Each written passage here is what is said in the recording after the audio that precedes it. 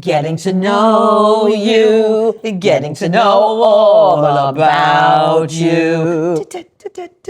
Getting to like you, getting to hope you like me. Who are you? Who I'm is Carla. me? I'm Arlaana, and Hey, we are Don't Mess with the Mommas. MOMMAS with our motto. You are the protagonist of your life, not the victim of your destiny. Take it away. Okay, so today we are going to be talking about food For thought. for thought. For thought. What food does, how you can share it, and how to make friends. Friends are really important. They are. We're friends We're friends. for life, Yeah, for life. for next life too. That's right. Okay. Okay, here we go. Here we go. All right, so this is we're in season 2, episode 5. That means we've done a year and 5 weeks. Okay, very good. Very good. We post or publish every Wednesday. Wednesday. So food is important. Oh, yes, it is. And it's because everybody has to eat, there's a biological connection. So when you feed somebody, it transcends all linguistic barriers, political barriers, and triggers this biological mechanism that makes us connected. It's really amazing. Also, when you eat together, you go from a feeling of competition to collaboration. It's just a natural phenomenon that takes place in the body, you know. Sorry to look at some notes here. And when you're eating together, you become vulnerable, and hopefully you're not so vulnerable that, I know my mother always told me, if you go out on a date, never order lamb chops because it's greasy and sticky and it gets between your teeth. But anyway, but it is important to make yourself make yourself. Sorry. Little malfunction. A malfunction. She got so excited that she dropped her microphone, but I'll keep on talking, no problem there. And we become so much more relaxed. And when you're at a table together, you're not like, there's no hierarchy unless you're like somewhere fancy schmancy and there's like a banquet going on and stuff. And we'll talk about the history in a minute, you know, how historically food was used to show the ending of war. You know, we can talk about that. And just, I know I'm talking a little bit a lot, right? A little bit a lot, because we had 2 restaurants. And at our first restaurant, on Thanksgiving, our restaurant was small. The first restaurant was small, the second one way too big. But the first restaurant only had 6 tables. And we were the only ones open on holidays because we needed the money. So the 6 tables, I asked people, is it okay for you to share your meal with a stranger? Yes. And Thanksgiving brings up all sorts of feelings of, you know, caring and uniting and stuff. And we did that, and there wasn't any problem whatsoever. And they made, you know, friends for life. You know, it's like, I know that people said, okay, I'll meet you here again next year. We'll dine again next year. So, you know, dining together, eating together really unites people and makes them forget about the separation, that we're more connected than we are unconnected.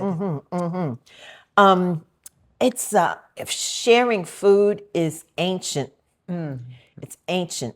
We're wired to share it, and the sharing is cooperation.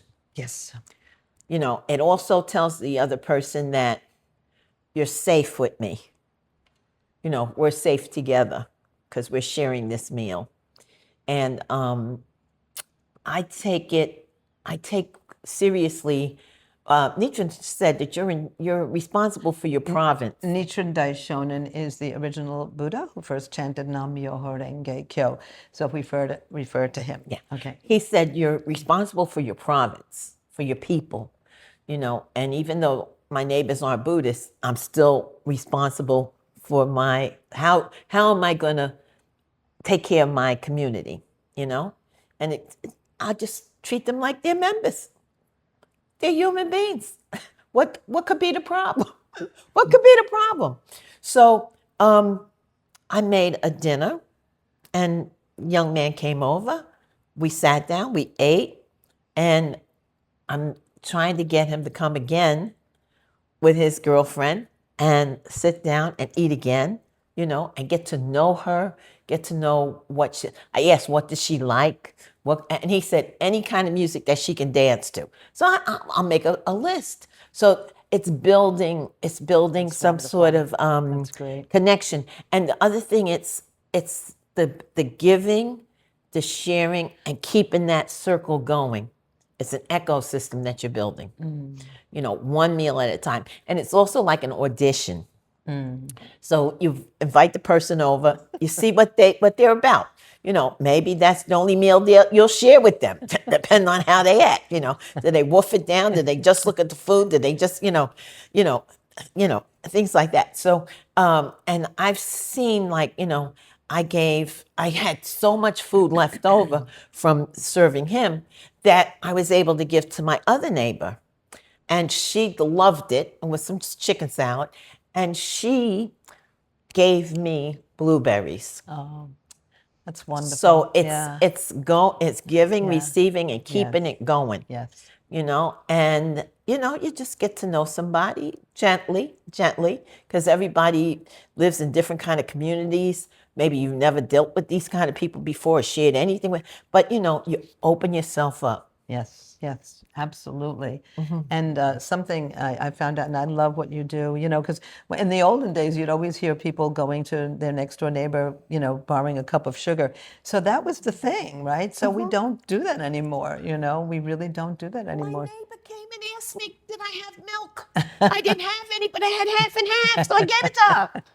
And that's wonderful. That's how you're really building a community.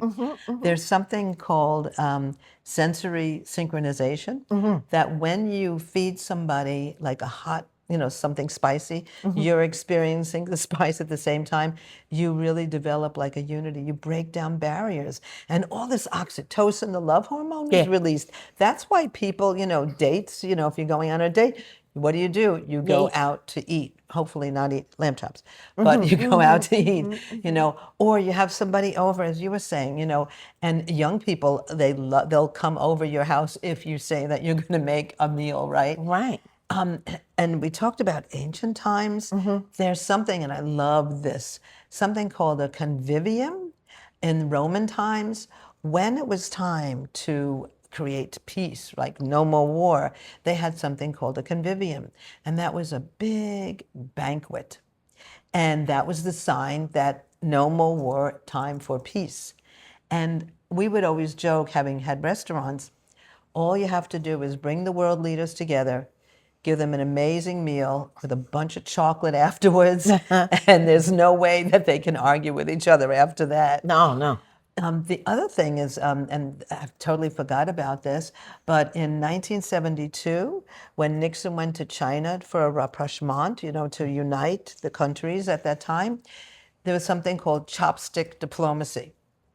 Nixon learned how to use a chopstick, which, by the way, chopsticks are much nicer than silverware because they're wood, they don't get cold or anything. Anyway, but that's a personal feeling. But chopstick diplomacy, because he learned how to use chopstick, they felt so open. He really opened up, that culture. Because if he made the effort to do that, then, really they had more in common than they had not in common. And then there's also something in Niger was used for, diplomacy, food as diplomacy, because when they realized that there's an economic advantage not to fight each other, but to cooperate with each other and, share in the agricultural produce, that really created peace. And then there was a project in Haifa, Israel.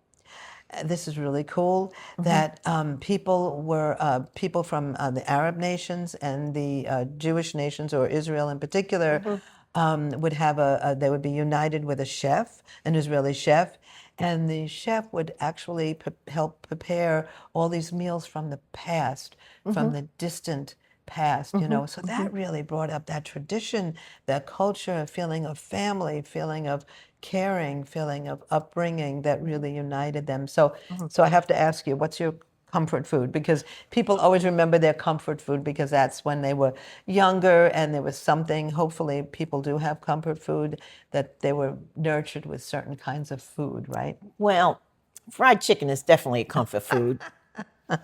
But you didn't have that when you were little, right? No, But probably potato chips. okay. Junk food is my comfort food. Oh, okay. All right, I love it. But a sandwich, a ham sandwich, cheese, cheese and fruit.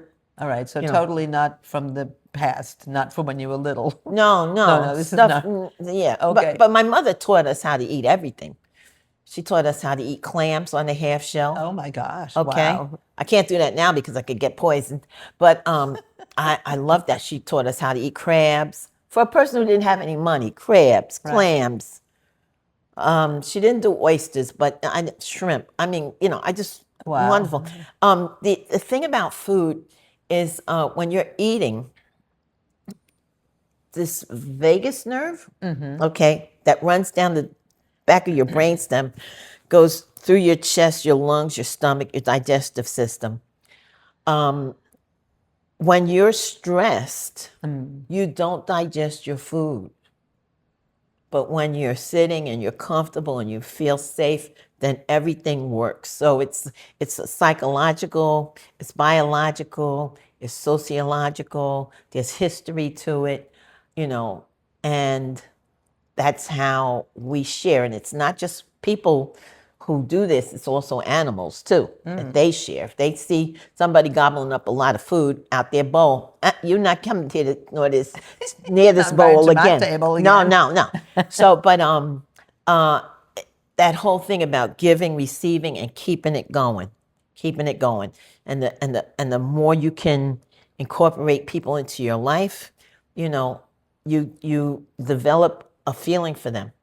They develop a feeling for you, and that's a good thing. Yeah. There can be nothing wrong with that, And we're strangers, but we don't have to remain that way. Right. But nobody's really a a stranger. bowl of soup. Yeah. Hey, Anything. anything. Right? Anything. I know my comfort food when I was little was rice pudding. But my mother made the hardest rice pudding ever. You cut it, and now it should be gooey and whatever. But I think that our memories, when we think about pleasant memories, it's always connected to some sort of food. Bad memories could be connected to food too. I did this with my students in psychology, and I asked them what food they can't deal with today. And it went back to when they were little, they ate too much of it, they got nauseous, or it was linked to some kind of a negative, experience. So food, of course, is at the bottom of everything, Yeah. So we make ourselves vulnerable when we eat together. We just share. We're just sharing and caring, So please have meals together. Yeah, Unite together. It doesn't matter what your background. How do we learn about cultures? I mean, why do people love to go to New York? Because you can get any type of food imaginable. And people love that. People love to share in cultures, right? The food from different cultures. So why not share the human lives from different cultures? Right. If we love their food, we got to love the people, right? I mean, right. that would really break all the negativity and the disparity between us, among us. And you can your neighbors living next door. You can just go over to knock on the door, bring them a bowl. Yeah. All right, something that you don't have to worry about. Having to get it back. Here's a plate of food for you. Here's a bean salad. Here's a pasta salad. Here's something. Absolutely. And they remember that and they'll reciprocate. Yes, and that's how we create these bonds of friendship. Strangers are just temporary, right? You don't have to be a stranger forever. Right, for sure. So you want to share something really wonderful? Let's see. When we share food, we are not just feeding a body. We are telling a soul, you matter. I see you. I care about you. There's enough here for everybody. And we're good together. So that's the only thing I can tell you right now. So Food for thought. Food for thought. And tell us what your experiences are with food. We'd love to hear that. Mommas, mommas.podcast@gmail.com. Oh, a comment. So Kiko, I can't wait to meet Kiko someday. Kiko said, congratulations on your 1-year anniversary. And when we interviewed Boaz, this was called Words from Our Future. It was 16-year-old. She said, Boaz is an insightful young man. He's our future, and he gives me hope. That was really great. So don't forget, we publish every Wednesday, and we are Don't mess with the the Mommas, Mommas. MOMMAS, with our motto, You are the protagonist of your life, not the victim of your destiny. You can find us on all platforms. You could see us, you could hear us, you could tune us out, but listen to us again. you could look at us and say, ugh. But No, we're beautiful. No, we're beautiful. Even we're getting on in age, but we're beautiful. we're beautiful old You're ladies. always beautiful. Yes, We're yes. beautiful old ladies. Absolutely. Yay. So Yes. goodbye for now. Now. See you later. I don't I don't know know. the song. Okay. Bye. Bye. Bye-bye. Bye. Bye-bye.